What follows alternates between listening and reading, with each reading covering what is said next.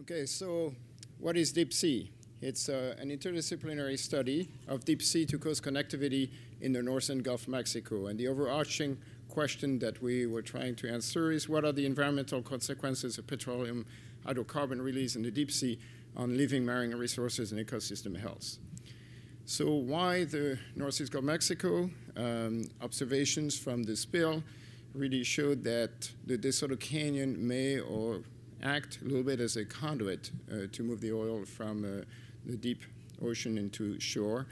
The region is a hotspot of biological and productivity, and also there's a lot of talks about how to use maybe hydrocarbon resources in the area.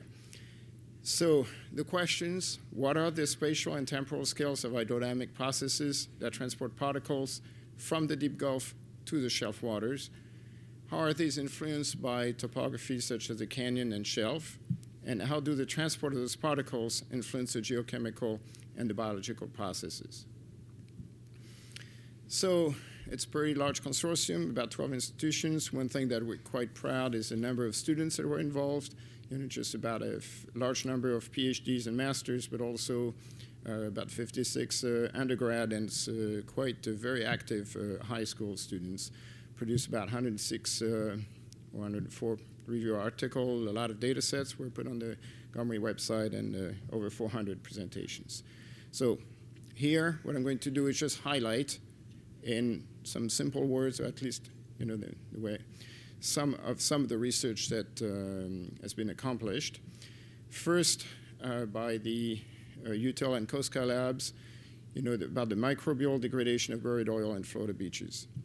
In a 2-year time series, the in situ response and the recovery of the microbial communities was coupled to the chemical evolution of the petroleum hydrocarbons from the Macondo oil.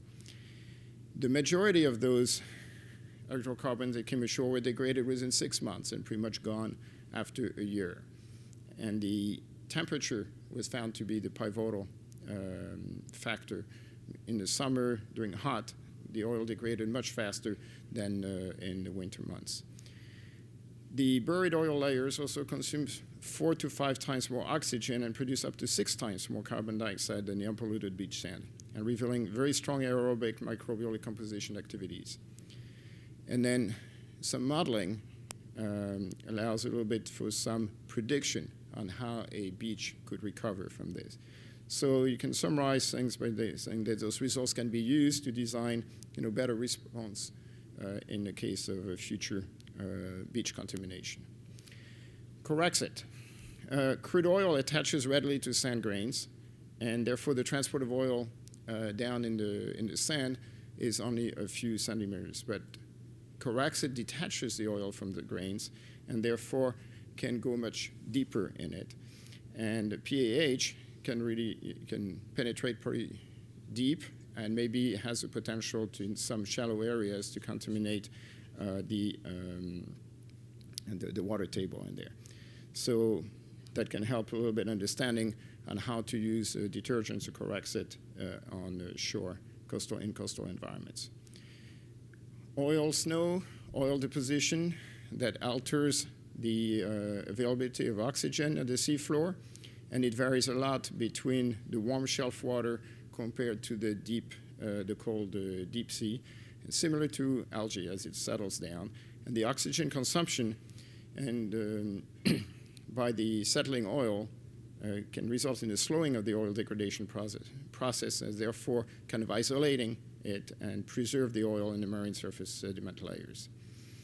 And that, of course, can influence the organism living in the seafloor and thereby the benthic food web.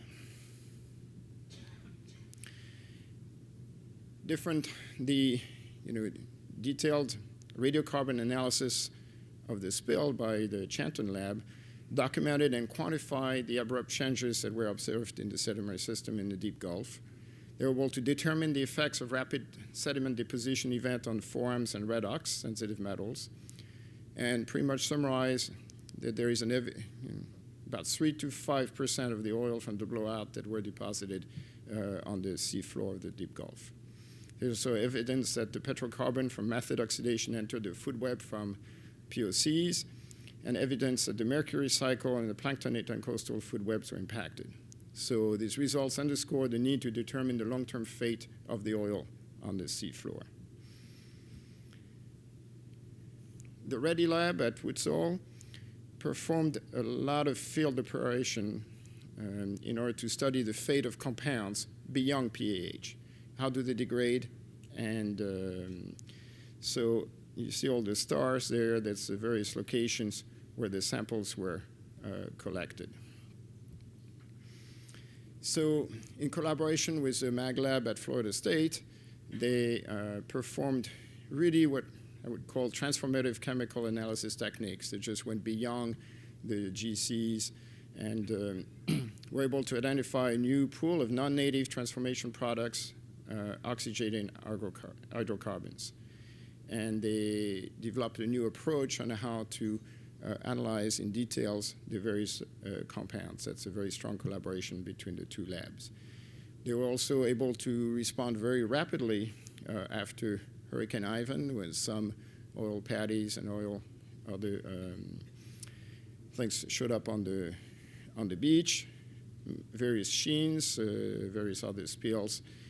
And so using all those samples, they calculated the mass balances on the released oil found on the beach, developed new index of biodegradation for saturates, and redefined views on the recalcitrance of biomarkers. So another collaborative work that was done in the consortium is to put together the various pieces for a regional 3D Earth system model. You see on the bottom left the hydrodynamic model. You see a blowout on the right, and what we are mixing together is various components, ocean, atmosphere, biogeochemical, and looking at how the transport of those of the oil is affected by all these. So a few highlights of this here. One of the things that the Stokes drift, or waves, the drift induced by the waves, can really alter the drift pattern of the oil particles, can be up to meters per second. Also, once you compare to the ice sphere, which is done by the Lars Hole from our collaborators in Norway, you can see the sphere on the right. And at the bottom, you see the dark paths of the spheres and the various model pathways. And it varies a lot depending on the accuracy of your model, how refined the grid is, but also on what wind forcing you use. So the message here is that you need to be probabilistic. Oil drift simulation cannot just use one model, one atmospheric forcing. It has to be probabilistic using model ensembles. Another results by Korafalou and colleagues is that the fronts that result from the Mississippi River plume that are affected also by the winds, topography, and the loop current intrusion do influence the hydrocarbon pathways. And in the figures at the center here that you find that the solid line, which are the advection of Mississippi water, are in good agreement with the displacement of the DWH surface oil. Since the Mississippi River plume varies from year to year or from time to time, understanding its impact on the oil pathway is very important.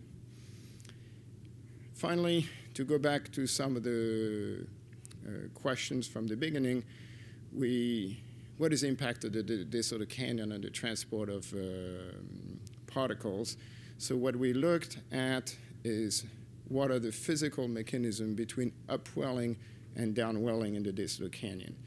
So we use a very long-term, high-resolution ocean simulations, and we have, if you look at the three cross-sections that are on the bottom right, and you see that in green and orange, downwelling period and upwelling, and they can last from weeks to a month, and can be up to 100 meters in the DeSoto Canyon region. So when does this occur? We know that wind matters, but one of the main results that we've found is that the large-scale low-frequency events are 2 to 4 times more likely to occur after the loop current impinges. And what do we mean by impinges? On the shelf, is, you see when it is in a retracted position on the top right, it touches, and then there is a high pressure anomaly that propagates along the coast, following a little bit some work by Rob Etland. So what this high pressure suppresses the motion of a isopycnal and introduces a downwelling. You see it as it propagates along the East Coast. So that's, in brief, just a few highlights. 104 papers cannot be summarized in 15 minutes, but I hope that I conveyed some of the work that we did. Thank you.